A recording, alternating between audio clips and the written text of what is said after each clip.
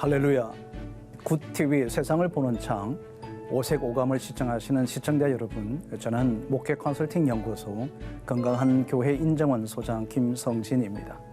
우리 좋으신 하나님께서 제 강의를 시청하시는 모든 분들께 큰 은혜 주시기를 진심으로 바랍니다. 오늘은 새로운 교회가 오고 있다 두 번째 강의로 이번 주제는 미래 세대의 포괄적 현상이라는 주제를 가지고 여러분과 함께 잠시 동안 함께 고민하고 생각해 보려고 합니다. 여러분, 미래 세대 어떤 현상일까? 그럼 왜 지금 새로운 교회를 이야기함에 있어서 미래 세대를 이해해야 할까요? 여러분, 역사는 과거의 역사를 통해서 재해석할 필요가 있고 현재 시점에서의 상황을 우리는 주시해 볼 필요가 있습니다. 그리고 미래는 과연 어떻게 될 것인지를 정확히 알 수는 없지만 미래를 대비하고 준비해야 합니다. 미래 세대에 대한 이해를 한다는 것은 앞으로 한국교회가 미래를 어떻게 나아가야 할 것인가를 찾아가는 데 굉장히 중요한 요체가 될 것으로 봅니다. 미래 세대, 모두가 다 다음 세대 이야기합니다. 근데 저는 여러분, 이 다음 세대라고 하는 것에 대한 의문점을 제기하고 싶은 거예요. 여러분, 다음 세대란 그냥 유치부, 어린아이들, 학생부만 다음 세대일까요? 그렇지 않습니다. 제 나이가 있으면 제 나이보다 아래 세대는 다음 세대입니다. 우리는 너무 주일학교 중심적인 다음 세대에 대한 이해 때문에 한국교회가 허리층을 많이 놓쳐버렸습니다. 소위 X세대, Y세대, MZ세대라고 하는 이런 신세대들에 대하여 교회들이 너무 놓쳐버렸다라고 하는 것을 반성하지 않을 수가 없습니다. 그럼 왜 우리는 이것에 대해서 고민해야 할까입니다. 여러분, 지금 이 시대에 대한 해석을 한다는 것은 앞으로 교회가 가야 될 방향을 결정짓는데 매우 중요하기 때문에 그렇습니다. 아마도 이것을 이 강의를 시청하는 여러분들 가운데는 교회의 중요한 중직을 맡고 있는 분도 계실 거고 교회에 대한 깊은 관심을 가지기도 할 것이고 아마도 여러분 대다수는 교회를 위해서 기도하고 있을 것입니다. 그럼 우리들이 여러분이 기도하고 있는 여러분의 섬기는 그 교회가 이 미래 세대가 어떻게 될 것인지를 고민하고 그것에 대해서 대응할 수 있는 전략들, 지혜를 모아가야 되지 않을까요? 미래 세대에 대한 포괄적인 현상을 여러분이 알고 있는 이야기를 이번 시간은 같이 함께 정리해보고 이런 미래 세대를 위해서 탈기독교화되고 있는 이 점에 우리 교회들과 그리스도인들이 어떻게 교회를 세워가야 할 것인가를 생각하는 그런 시간이었으면 좋겠습니다. 여러분 모두가 다 알고 있죠. 이런 여러 가지 학문적으로나 방송으로도 포스트 모더니즘 이럽니다. 모더니즘은 1990년부터 2010년도 정도까지를 우리는 모더니즘 시대라 이렇게들 흔히들 경계선을 두고 얘기합니다. 그 이후를 포스트 모더니즘이라고 합니다. 오늘은 이 미래교회고 새로운 교회에 대한 강의이기 때문에 포스트 모더니즘에 대해서 집중적인 이해를 돕기 위해서 설명하지는 않겠습니다. 다만 우리가 주안점을 잃지 않기 위해서는 이 포스트 모더니즘의 철학과 관조가 뭐냐는 거죠. 여러분 지금 보시다시피 이 세 가지의 중요한 그들의 특성이 있다는 것입니다. 우선 첫 번째는 보편적 사고가 해체되었다는 것이죠. 여러분, 우리 교회는 지극히 상식을 얘기합니다. 인간의 가장 기본적인 질서를 얘기하는 곳이 교회입니다. 그런데 이 포스트 모더니즘의 이 사고와 생각은 철저하게 보편적 사고가 무너졌다는 것이죠. 여러분, 얼마나 이게 황망스러운지 모릅니다. 저희 세대 때만 해도 보편적인 사고를 얘기하면 다 대부분 동의하고 수용합니다. 근데 지금은 전혀 다른 생각을 갖고 있습니다. 여러분, 상대적이라고 하는 것은 상대적으로 상대적으로 해체된다는 뜻입니다. 나는 너와 다르다는 거예요. 내가 굳이 당신과 똑같이 할 필요가 없다고 생각하는 거예요. 그래서 여러분, 우리 부모들이 포스트 모더니즘에 있는 우리 젊은 친구들한테 얘기를 하죠. 또 예수 잘 믿어야지, 예배 참석해야지 이렇게 얘기해요. 아니, 내가 왜 그렇게 해야 되죠? 그건 엄마 아빠의 문제이고 나는 나예요 라고 생각하는 지금 시대가 그런 시대라고 하는 것입니다. 여러분, 이렇게 얘기 들으면 참 우울하죠. 우울해지죠. 여러분, 대안이 있죠. 이러한 포스트 모더니즘의 교회가 어떻게 해야 될 것인가를 함께 나누기 위해서 제가 여러분 앞에 오늘 이 자리를 빌어서 강의를 하게 된 것입니다. 포스트 모더니즘의 세 번째 특징은 파편화라고 그럽니다. 이것을 세분화한다는 거죠. 근데 지금 이 파편화는 여러분 지금보다 훨씬 더 아주 강도 있는 나뉘어졌습니다. 아주 세밀하게 나눠졌다는 것이죠. 자, 여러분 이 모더니즘과 포스트 모더니즘의 그 차이는 여러분 잘 보이실지 모르지만 지금 이렇게 구분이 되어집니다.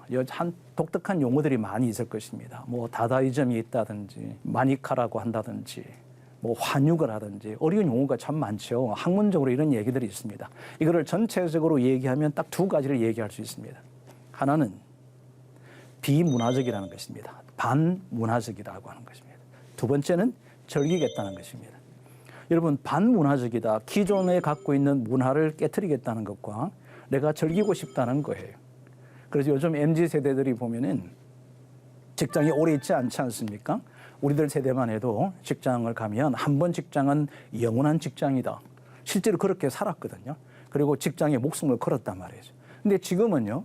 그 회사가 자기가 생각하는 상대적으로 생각할 때 불만족스러우면 그냥 이렇게 안 돼요. 전화해서 저 오늘부터 출근 안 하겠습니다. 뭐 그렇게 통보하면 끝인 거예요. 그 왜 그럴까요? 즐겁지 않다는 거죠. 그러니까 모든 가치 판단의 선택의 기준치가 환유라고 하는 것입니다. 즐겁다라고 하는 것이고 기존의 모든 질서를 반대로 가겠다라고 하는 이 의식을 우리는 포스트 모더니즘의 의식이라고 얘기합니다. 충격인 거죠. 과연 이런 가운데서 우리는 어떻게 해야 될까? 이런 고민을 하지 않을 수가 없지 않습니까? 오늘 아침 뉴스에 보니까 이런 대목이 나옵니다. 우리나라가 인구 첫 번째 감소가 시작되었다. 5,170만이 이제 지난번 작년보다도 감소하기 시작했다고 합니다. 뭐 이제는 저출산의 문제 이런 정도의 얘기가 아니라 인구 감소 시대에 직면하고 있다. 이것은 앞으로 미래 경제나 미래 사회가 굉장히 어두운 것들을 만들어지게 될 여지가 충분히 있습니다. 여러분 지금 세계 각국은 경제 위기라 그럽니다. 경제 위기가 가중됩니다. 그러면 교인들은 자신의 삶을 영위하기 위해서 오히려 경제적인 축적을 위한 시간들을 훨씬 더 많이 확보해 가려고 할 것입니다. 이럴 때 가장 먼저 적고 싶은 공간이 있겠죠.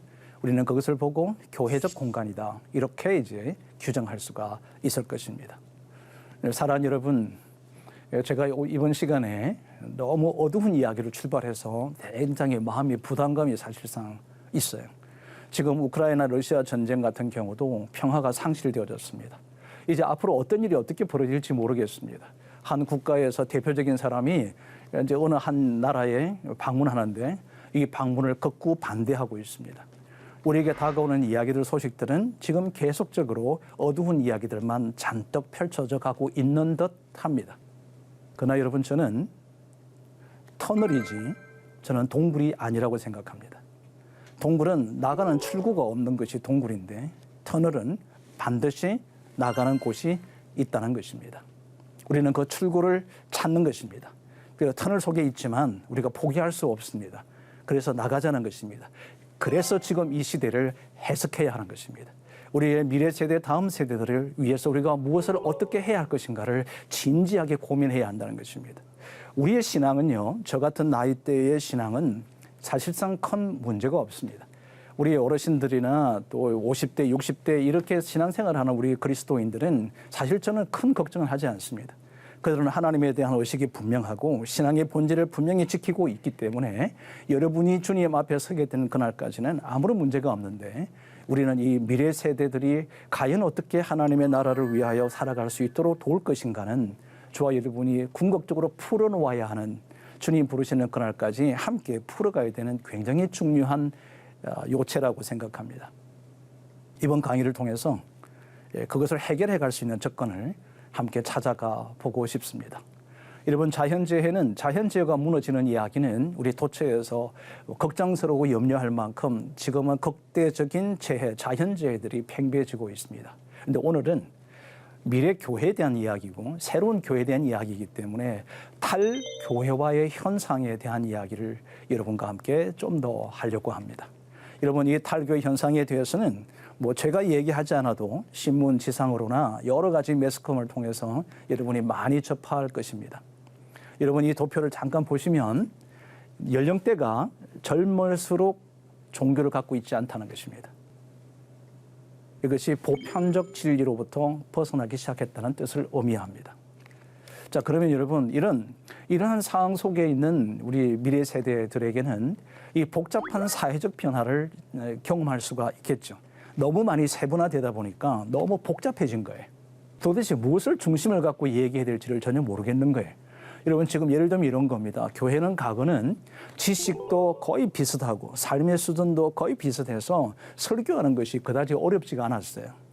그 정도의 보편적 지식 수준에서에 맞는 언어를 쓰게 되고 그들에 맞는 교육을 하면 되는데, 지금은 여러분 지식의 격차 크지요. 문화 수준 크지요. 아파트 사람들, 빌라 사는 사람들 다르지요. 강북, 강남 다르지요. 이것이 함께 조합을 이루기가 너무 어려운 시대에 있는 겁니다. 그래서 저는 여러분, 한 사람 한 사람을 세우는 한 영혼에 대한 비전을 교회가 갖지 않으면 미래 세대에 대한 복음적 접근의 가능성은 희박해질 것 같다는 것입니다. 물질 만능주의가 심화되고 있습니다. 그렇죠. 너무 당연한 얘기일 거라고 저는 생각합니다. 소비주의가 팽배해집니다. 그럼 여러분, 이 새로운 교회에 대해서 지금 미래 세대의 물질 만능주의에 대한 이야기를 왜 할까요? 여러분, 교회는 물질 만능주의와 반하는 단체가, 공동체가 교회입니다. 그런데 사람들은 소비하고 싶어 합니다. 근데 교회에 오면 소비를 절제해야만 합니다. 그렇죠? 하나님을 위해서, 또 사람들을 위해서, 이웃을 위해서, 사회를 위해서 그들이 섬겨가야 되기 때문에 자신을 소비하는 것에 대한 죄책감을 갖기 시작합니다. 그래서 싫은 거예요. 얼마 전에 어떤 한 교회를, 제법 사이즈가 있는 교회를 갔었습니다. 근데 헌금하는 방식이 여러 가지 원인과 요인들로 인해서 헌금한 상태가 바뀌었습니다. 은행에 있는 어플을 가지고 와서 모든 성도들이 헌금을 어플로 이제 헌금을 하고 교회로 오는 거예요. 이제 봉투가 사라지게 된 거죠. 내 손으로 빚고 만들어져서 준비해 오고 있는 마음들이 다 떠나버리고 실제적으로 바뀌어지기 시작한 겁니다. 자, 그러면 여러분, 교회의 필요성에 합당한 헌금을 하기보다는 내 소비가 먼저이고, 그리고 교회는 그다음 부차적인 헌금의 대상이 되어져 가고 있다라고 하는 것입니다. 여러분, 여기서 우리가 중요한 걸 발견해야 되겠죠. 그런데 이 미래 세대들이 갖고 있는 소비주의 팽배한 것은 자기들의 그 물질을 마땅히 드릴 만한 가치를 보지 못하기 때문이라는 것입니다. 자기보다 더 중요한 가치를 발견했으면 자기를 위해서 쓰지 않는 세대가 미래 세대입니다. 미래 세대는 여러분, 가치와 의미 있는 일에 자기의 물질을 드리려고 합니다. 그리고 교회가 할 일이 뭘까요? 미래 세대 사람들의 의식과 가치를 바꾸고 하나님의 가치와 진정한 삶의 의미를 교회가 제시하게 된다면 자기를 위해서 살지 않을 것이라고 저는 확신하고 있습니다. 그러므로 미래 세대는 이 교회 공동체나 사회, 그리고 개인의 유의적인 융합 구조에 대한 그리움을 찾습니다. 여러분, 제가 앞 시간에 여러분에게 강의했던 내용들처럼 유기적 교회는 본질적 접근을 하는 곳에 자신들이 자신의 신앙과 영혼을 맡기려고 한다는 것입니다. 소망이 있겠죠. 교회가 본질로 돌아가기만 한다면 저는 미래 세대는 그들은 결국 하나님 앞에 온전하게 세워질 수 있는 가능성이 있다는 것이죠.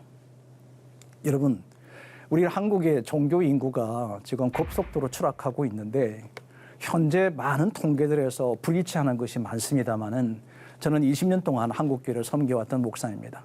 현재 제가 판단하는 한국교회 기독교의 인구수는 780만 정도로 예측하고 있습니다. 그 가운데는 이단도 들어가 있고 가난한 성도가 들어가 있기 때문에 실제적으로는 580만 정도만 기독교인이지 않을까라고 하는 생각을 갖습니다.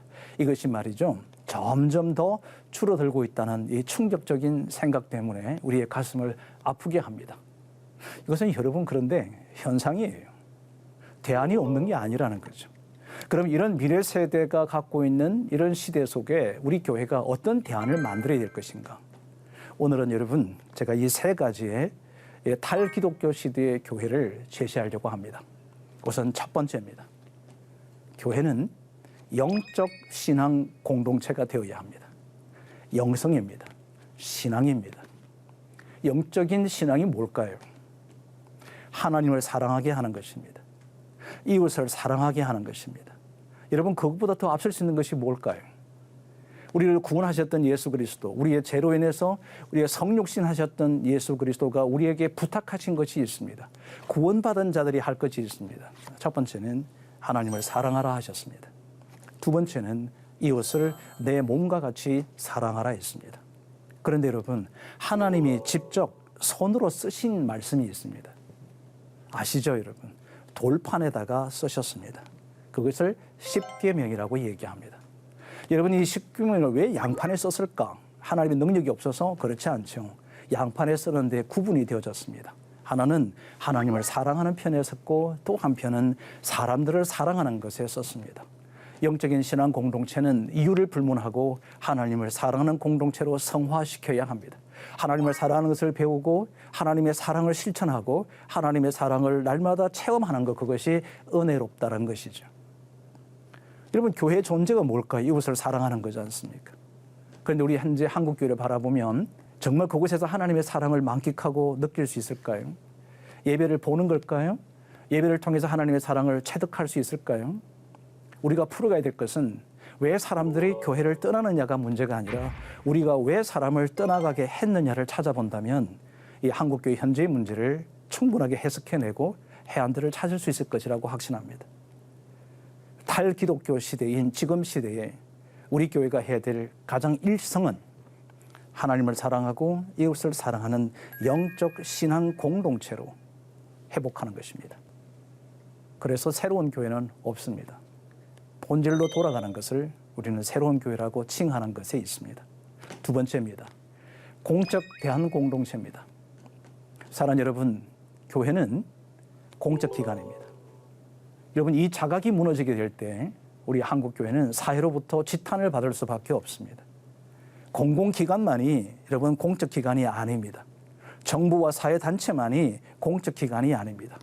여러분, 영리를 목적으로 하는 중대형 대기업들을 보고 우리 사람들이 뭐라 그럽니까? 어떻게 기업들이 사회에 저렇게 할 수 있어? 라고 얘기하지 않습니까? 아니, 그들이 왜 사회를 위해서 왜 이래야 됩니까? 자기들은 자기들 생산해서 잘 팔아서 이윤을 극대화하고 그리고 회사를 키워나가면 되는 거잖아요.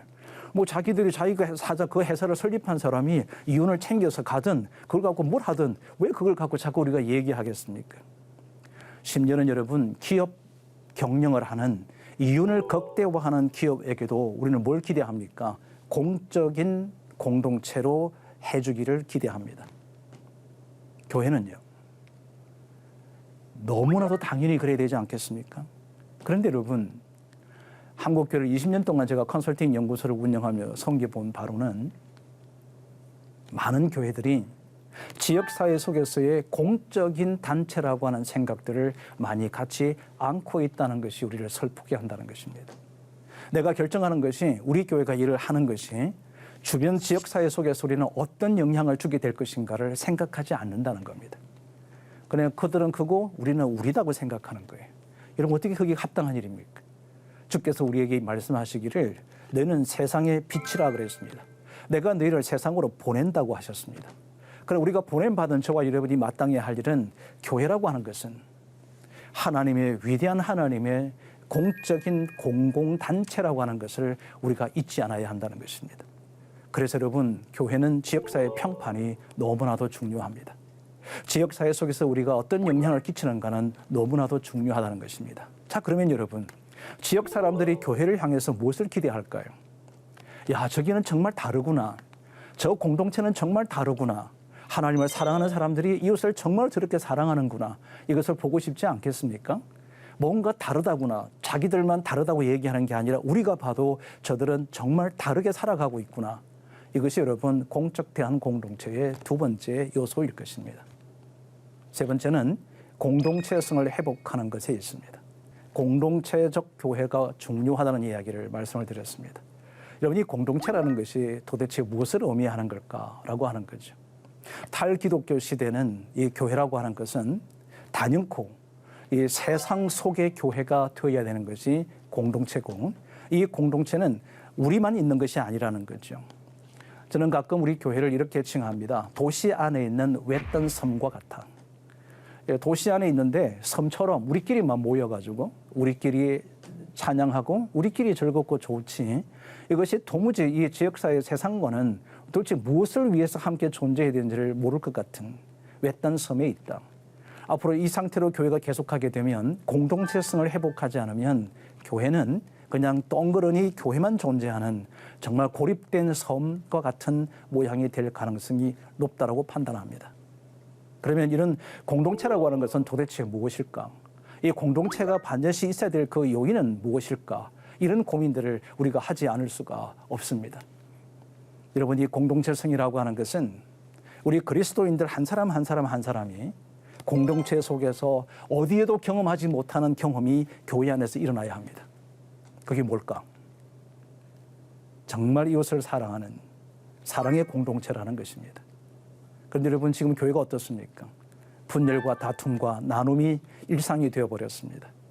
그것을 바라보는 다음 세대가 탈기독교 하지 않겠습니까? 교회에서 소망을 가질 수 있을까요? 믿음과 사랑과 소망이라고 강조하는 교회가 소망을 보기가 어렵다는 것입니다. 그래서 그 소망을 자신의 미래에 투자하고 또 다른 곳에 그 가치를 부여하기 시작한다는 것입니다. 그래서 여러분, 저는 새로운 교회는 반성하는 교회라고 생각합니다. 반성은 교회만 반성하는 게 아닙니다. 우리 그리스도인들의 한 사람 한 사람이 공동체성을 상실한 것으로부터 우리는 반성해 가야 한다는 것입니다. 우리는 시와 공간의 초월적인 공간들을 그러한 공동체를 형성해 나가는데 정말로 중요한 요인들이 있을 것이라고 생각합니다. 그렇다면 여러분, 공동체를 경험한다, 공동체를 내가 느끼고 있다는 것을 무엇으로 알 수 있을까? 세 가지로 알 수 있습니다. 하나는 어떤 특정한 공간에서 공동의 가치와 그리고 정체성을 가진 사람들이 모이는 것입니다. 여러분, 이게 어떤 의미를 띠느냐 하면, 나는 사랑이 많은 사람인데 누구는 사랑이 없어요. 그런데 또 모여가지고 하는 이야기는 사랑에 대해서 별로 강조하지 않습니다. 그러면 그 교회 공동체는 한 가지의 가치를 형성하는 것이 아니겠죠. 공동의 가치입니다. 함께 아우러져 있는, 공감되어지고 공유되어져 있는 가치와 정체성은 교회가 걸어가는 방향입니다. 교회의 존재 목적은 하나님을 사랑하고 이웃을 사랑하고 지역을 섬기기 위한 것이 교회의 본원적인 문제인 것을 아는 사람들이 모인 곳이 바로 공동체입니다. 그런데 여러분, 이거 모르고 있을까요? 알고 있습니다. 그런데 아는데도 안 하는 이유가 뭘까요? 실천적 신앙에서 한국교회가 많이 벗어나왔기 때문에 그렇습니다. 두 번째, 공동체를 경험한다는 것은 고유한 특성을 유지하는 모임이라는 것입니다. 자, 여러분, 거룩이라는 단어는 분리하다, 다르다 뜻입니다. 세상 사람들이, 저 사람들은 정말 생각이 다르고 행동이 다르고 말이 다르고 태도가 다르고 섬김이 다르고 돈 씀씀이가 다르고 사고가 다르구나, 저들에게는 정말 이 땅에 소망을 두지 않고 살고 있구나 라고 하는 생각을 갖는 거죠. 그게 바로 고유한 특성입니다. 여러분, 저는 새로운 교회는 특별히 뭔가를 하자는 것이 결코 아닙니다. 진정으로 교회가 해야 될 것들을 본연의 교회의 모습으로 돌아가자, 그것을 유지하는 모임을 보고 우리는 공동체 경험이라고 얘기할 수 있습니다. 마지막 하나는 어떤 목적이 되었든지 간에 그 목적이 일관성을 가지고 상호 협력하는 모임이 되어야 합니다. 배타성으로부터 벗어나야 된다라고 하는 거죠. 사랑하는 시청자 여러분, 한국교회 해결책을 찾아가는 것은 본질로 돌아가는 것입니다. 교회의 존재적인 목적 앞으로 우리가 함께 걸어갈 때 한국교회 위기는 결코 위기일 수가 없습니다. 교회다운 진정한 면모를 우리 이 사회 속에 마땅히 내어 보인다고 한다면 복잡한 프로그램을 하지도 않아도 됩니다. 교회는 진정한 공동체성을 회복하는 것만으로도 탈기독교 시대를 극복하는 출구가 될 것이라고 확신합니다.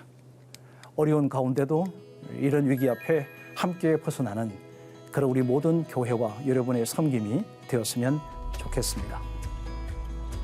하나님의 말씀으로 세상을 이해하고 바라보는 마음의 창이 여러분에게 활짝 열리기를 소망하며 이 시간을 마치겠습니다. 고맙습니다.